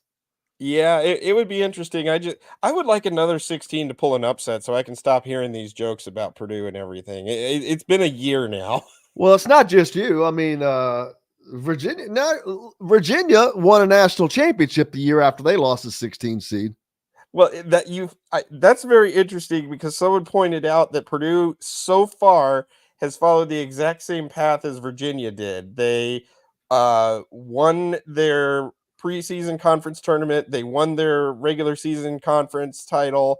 They earned a 1 seed, and they lost in the semifinals of their conference tournament. So far, they are along the exact same path as Virginia. And you look at Purdue's bracket, there's a lot of narratives right there. You've got Kansas possibly in the Sweet 16, and a few years ago, Kansas absolutely blew Purdue's doors off in the Sweet 16. You've got Tennessee. They've had some really good battles with of late. They beat them by 4 back in the Maui Invitational. That was just a really, really ugly game with lots of fouls, lots of, it was just a sloppy, sluggish game. You've got the narrative of St. Peter's. Obviously, it's unlikely St. Peter's is going to make another run to the Elite Eight.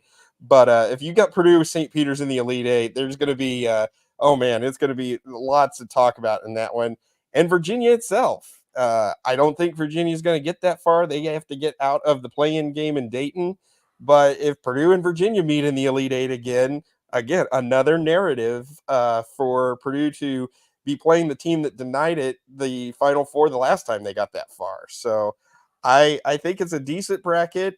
I'm not counting on anything. I was listening to Dustin saying he doesn't trust Purdue. I definitely don't trust Purdue until they actually do it. And given Purdue's history, they could be cutting down the nets in Detroit with the trophy to go to the Final Four. And even then, I would expect some call to be reviewed that they may have to come back on the floor and play in their hands.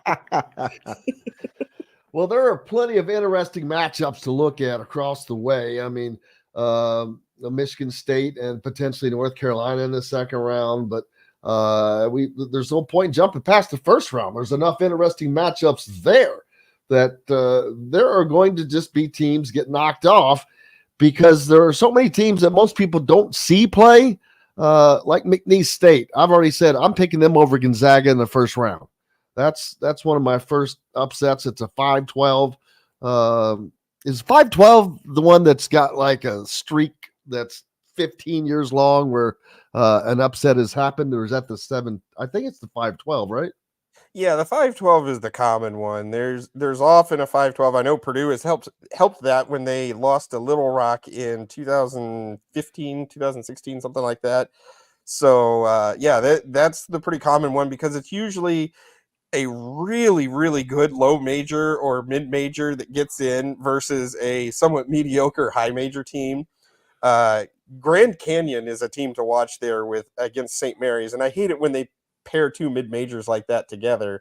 But I know Grand Canyon has done extremely well this year. They are 29-4 with Bryce Drew as their head coach, and you can see them pulling off a win there and beating St. Mary's to move on. And well, they could beat the Alabama or Charleston and end up in the Sweet 16 against North Carolina. Yep, absolutely. The transfer portal, how much impact is that on all of these teams pulling out of the NIT?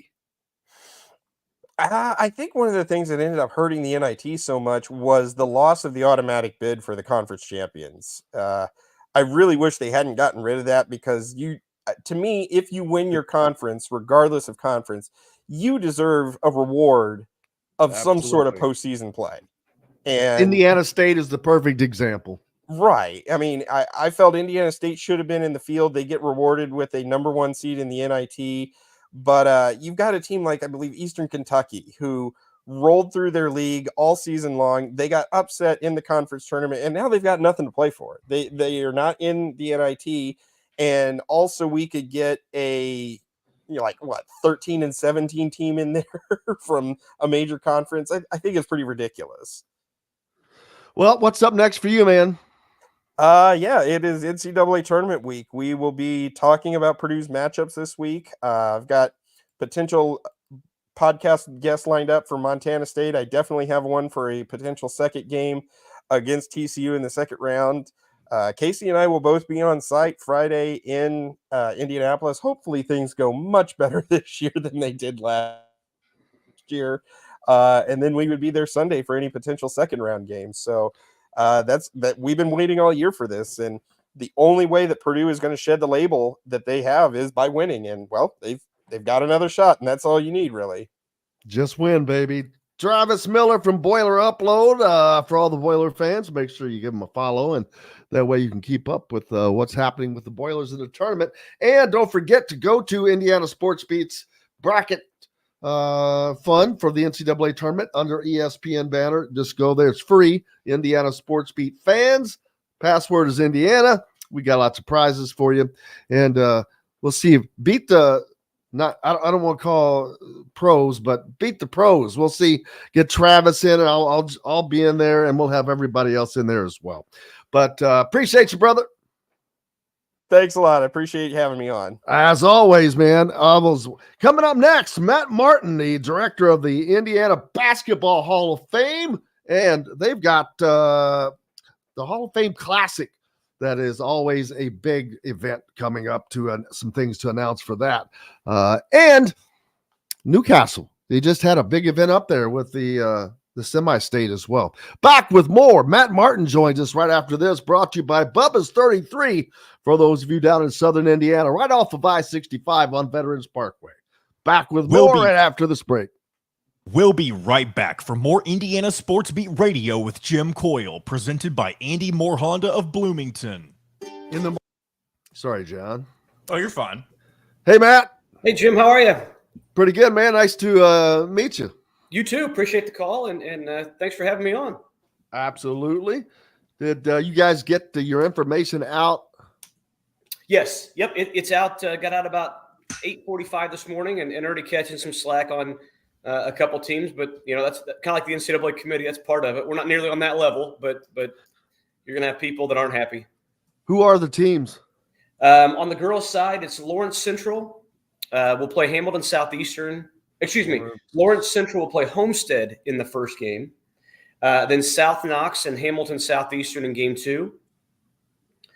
On the boys' side, first game will be Warsaw and Fishers. Second game will be Greenfield Central and Heritage Hills. Yep.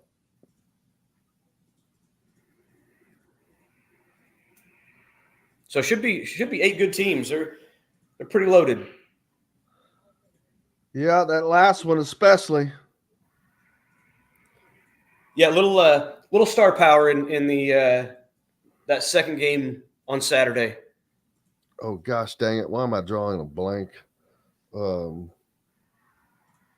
Gee whiz. On Greenfield Central. Mullins? Braylon Mullins? Yeah, Braylon Mullins. Gee whiz.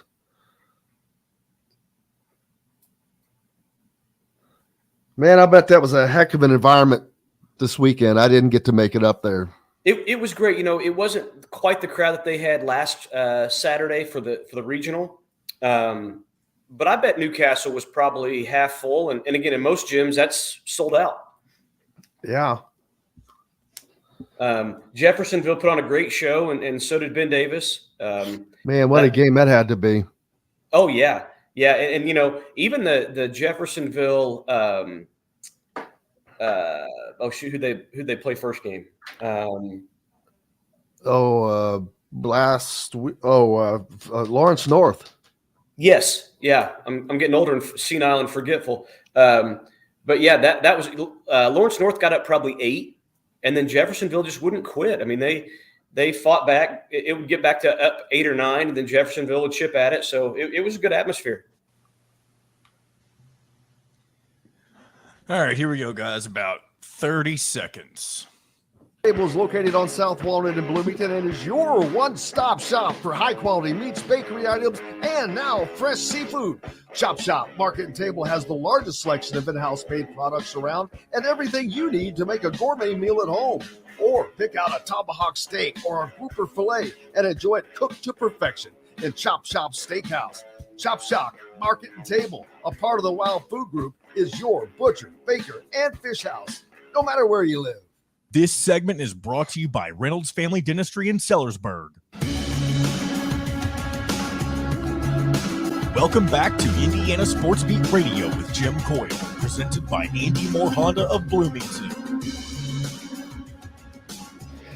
Hey, welcome back on this Monday. It is tournament week now, and looking forward to all of that as the men's NCAA and women's NCAA tournaments get underway. Indiana women get a 4 seed. They'll be hosting Purdue. Gets a number 1 seed. They might as well be hosting as they're playing at Indianapolis. But there is tons of high school basketball left to be played as the state finals are coming up. This past weekend, you had a semi-state site up at Newcastle, and that's where our friend Matt Martin's coming to us from, right next door, the Hall of Fame, Indiana Basketball Hall of Fame, and they have a lot coming up as the announcements for the next year's participants in the Hall of Fame Classic, which is always a much anticipated series. Matt, thanks a lot for joining us. No, thanks for having me. I really appreciate it. How'd you guys first come up with this Hall of Fame Classic? It's a great deal. It is. So this will be the 48th edition for the boys and 41st for the girls.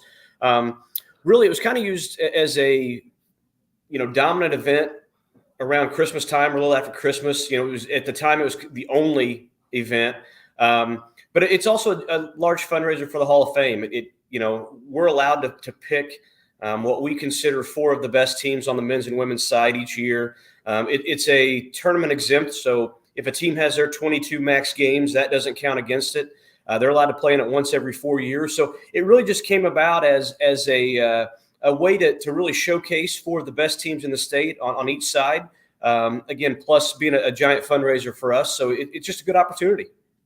I see your practice facilities over your left shoulder there that you've got set up in the office, always ready to go. I need to get one of those. That's a great idea. And some might say that's the only goal I can dunk on. Hey, I'm right there with you now, I think. And no, it's not because they're opening up the new Indiana Sports Beat wing of the Hall of Fame. People, don't get excited. Just kidding. But you just introduced today the participants in the next iteration of the Hall of Fame Classic on both the men's and the women's side. Greatly anticipated as always. Oh, absolutely. Again, our committee, committees are kind of in the spotlight right now with the NCAA committee, and while ours isn't nearly on that level, our committee tries to do a good job of scouring the state to make sure that we're finding teams that A, want to participate, B, will bring some good crowds, and that they have to put an application in to be a part of us. Some teams that we look out for whatever reason don't get their application in. Some just say, we don't think we're good enough, or at least right now for that grouping. Maybe look at us next year. But you're right. Next year's Henry Community Health Hall of Fame Classic. This is the second year that they're our title sponsor, so we're really appreciative of them. But 8 great teams. Lawrence Central, obviously winning the 4A state title on the girls' side. They're going to match up with Homestead in game 1. South Knox and Hamilton Southeastern in game 2 on the girls' side. Saturday brings Warsaw and Fishers on game 1 of the boys' side, and then Greenfield Central and Heritage Hills game 2. So first of all, Fishers, a team that is still looked upon and possibly going to win the boys' state championship, even though they've lost Jalen Harrelson, one of the top players in the state who went to La Lumiere. So that should be a great matchup. And then on the other boys game, Greenfield Central and Heritage Hills, you've got Braylon Mullins and Trent Sisley going at it, 2 of the most sought-after players in the state of Indiana for that class. Well, absolutely. Fishers, again, like you mentioned, going for this, not this weekend, obviously, because they have the bye week because of the NCAA tournament. They lose a couple players, but they still return, John Anthony Hall, and they start a freshman in Cooper Zachary, and then another freshman in Jason Gardner Jr. So they're still young and really, really good, obviously playing for the 4A state title. And like you mentioned, with Greenfield Central having Braylon Mullins, I know he was banged up a little bit in that in that sectional game. But they've still got a couple juniors or seniors to be on their end. And then as well, obviously, Trent Sisley down at Heritage Hills has been on everybody's radar as a good player for a while. So, again, mix of they're all good teams. Some have a few more headliners than others. But like you mentioned with Fishers and Warsaw, really good teams, really good components there. So we're excited about the Saturday matchups. How hard is it to make the decisions on who's going to be playing, making these decisions on the teams? It's extremely difficult. Our committee really tries to scour the state, like I mentioned. And we will look at some teams and invite them to put in an application. Doesn't guarantee them anything. And then we will also have teams that, hey, we think we'll be good enough. Will you look at us? Here's our application. So it's a little bit of both. One doesn't put another one ahead of the other. And then we kind of whittle it down a little bit to our top 6. Most years we pick about 10 that we look at that are on our initial radar. We knock it down to about 6 after our first round of cuts, if you will, and then choose 4 based on that. But I mean, it's extremely difficult. Everybody always thinks that, a team got snubbed here or this team could have played. And while that's true, our committee they see probably, 100 games to make sure that we're hopefully picking the right teams. You mentioned Jalen Harrelson and going to La Lumiere. Last couple of years, we've had Ashlyn Shade go to prep school on the girls' side from Noblesville. And then again, Cannon Catchings from Brownsburg. That's something really we can't help. And we still wanted those 2 teams to be in. We thought they would be good. And those teams wanted to play. We can't wait too much longer and pick our teams because they've got to solidify their schedules for next year. So it's a balancing act on both sides. But I think our committee does a really good job. Yeah, well, Fischer's is good. That's the reason I mentioned it is because even though he's not even Jalen Harrelson's not with them, they're still, I believe, the odds-on favorite to win the boys 4A title. Yeah, I would think so. And again, it's one of those that I think teams realize, and when they play, we've got to step up again. While Harrelson goes to prep school, obviously really, really talented. This Fischer's team is absurd on how athletic and talented they are as well. So. It's a lot of college coaches and even some high school coaches use that next man up approach, and Fischer's was no different. Yeah, absolutely. So how long have you been in the position of director of the Indiana Basketball Hall of Fame? Going on my second year. I was hired in June of last year. So this is kind of my second go around with a lot of what we're doing. And I'm fortunate enough to, again, they haven't fired me yet. So fortunate enough to continue. How did that come about? What's your background? Where you're from? All that good stuff. Yeah, so I'm originally from Knightstown, obviously, which is real close here. Went to it's also home of something else, right? Home of the Hickory Huskers and the Hoosier Gym. But I went to Purdue, so boiler up there. Really, hopefully, we can get a little further than what we have in the last couple of years. My dad and I have taken the trip several years, so. If we go to Indy, maybe it'll be a little longer stay than what we had in Columbus. But I was an athletic director at Knightstown 8 years prior to this position. Set for 5 years on the IHSA board of directors and executive committee, and was chairman the COVID year. So I always joke that I might be the only chairman that never had spring sports. So if that's my fault, then I'll take that as well. But when Chris decided that he was going to step aside and try another venture, I put my ring in the hat and was fortunate enough to get the position. So I'm extremely lucky. I say that every day. There are definitely worse places to come to work. Well, I can't imagine how ironic it is that the director of the Indiana Basketball Hall of Fame comes from Knightstown. As soon as you said that, I was like, whoa, what are the chances of that? So again, for those of you that don't know, that is where the gym that was used in the movie Hoosiers for our good friend Angelo Pizzo made some 30 years ago, however long it's been. But just going to that place, I'm surprised you guys haven't kind of taken that over and made that a part of the Indiana Basketball Hall of Fame. We've got a great relationship with them even before I got here. Chris and the Hoosier Gym worked really, really well. The county has really come together, and their actually county website is hoopsandhenry.com. So between that and the Hall of Fame and just everything that our county is about, we're really trying to hone in on again, basketball is here. Basketball is Henry County. And so while we haven't taken them over, and I don't think we plan on doing that, we work well together. It's nice to know that group, and everybody's in it for the same reason. We send them people that come here, vice versa. So again, what benefits one benefits the other.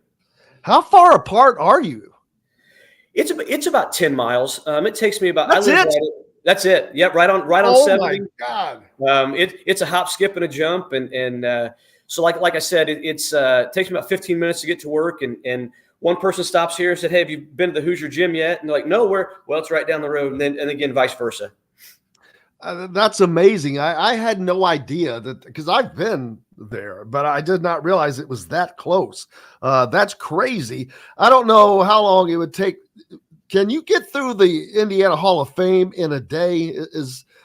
Can you take everything in there in a single visit? It depends on who you ask. We have people that say, we'd love to have more time here. There's just not enough time in the day. We have people that have come back that have eaten lunch and then decided to come back for an afternoon session. We have some that want to walk it in a couple hours. So it really is based on, what you want to get out of it, how detailed you want to get. With our expansion, that hopefully you can't hear too much ruckus coming out of my window right now, but we've got our expansion going on here. So we're hoping just to add to that and give people reason to stay longer. What is the expansion that you guys are doing? We're adding about 7,000 square feet to the back of our museum. It's going to be everything from office space to our current archive room is about 500 square feet, and people thankfully give us items daily. So our current archive room is really kind of busting at the seams. So we're adding a 1,000 square foot archive room underneath our offices. We're going to have new restrooms. We're going to expand our enshrinement gallery, and then have about 3,500 more square feet of museum space to get more interactive, yet not really lose our artifact side. We want to bring more artifacts out. About 25% of what people will see is what we have.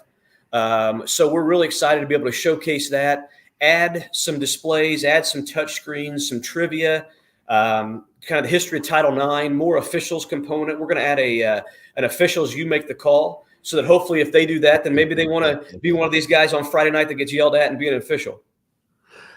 What if to you, being relatively new director there, what are like some of the top things that you think that are in the museum? I'm like most incredible, which I know that there's so many things, and this is a hard question to probably even answer off the cuff like that. But what are just some of the most outstanding pieces that you think are in the Hall of Fame?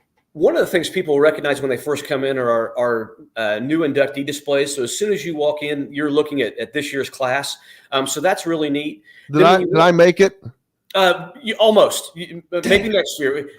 I always say that the only way I'm going to make it in here is the job that I currently have. So that's the only way we'll be in these walls. But we've got a giant display that we recently redid of the current state champions. So we display their jerseys and have a big backlit thing for them. You get to listen to John Wooden do his pyramid speech in the locker room, talking to his team about, really how basketball is just really a part of life, and it means so much more. Then we have everything from a giant display on Oscar Robertson to all of our inductees in the enshrinement gallery. One of our neat things that we're really working on for our expansion is a game day interactive it's going to be 2 interactives and have like 7 TVs that surround you about what it's like to be in the boys and girls state finals. And so it's going to be all surrounding you. We've had our TV crew out there that's had a 360-degree camera filming in 11K. So that's hopefully going to be a pretty wow factor, along with our new Title IX exhibit that's going to kind of showcase the history of women's basketball and how it progressed from, at times girls playing 4 different rules, not knowing where they're getting until they get to the gym, to today where, their game is more popular than ever. And I know it's hard because you have so many things that you want to show off, but how much change is there year to year in what's being displayed? Our artifacts manager, Les Volgan, who has really been here since the museum opened in 1990, does a great job of, okay, this case has been, stale for a little bit. It's been there for several months. I have this idea and want to switch it out. So it's kind of up to her what she wants to look at. And she always comes up and asks me, hey, what what's your thought on this? And I said, Les, this is your baby. You're the brains. I trust you completely. We've got another case that is our what's new case. So every probably 3 or 4 months, she rotates that out based on what we get in, what we can display, what people have graciously given us. So one note that, we don't pay for anything that's in our museum. People want to give it to us so that we can continue to tell the history of years past. Absolutely. Well, what are the dates for the Hall of Fame Classic ball games? December 27th is our girls' game. That's a Friday. December 28th, again, is a Saturday, and that's our boys' games. Looking forward to it, man. I cannot thank you enough, Matt, for taking the time to join us, and look forward to doing this again at some point. Absolutely. Anytime. Appreciate you having me on, and looking forward to next year. Absolutely. Matt Martin, the director of the Indiana Basketball Hall of Fame. Make sure that if you haven't, man, what are you waiting on? Get there. It's crazy. It's crazy all the things that they have.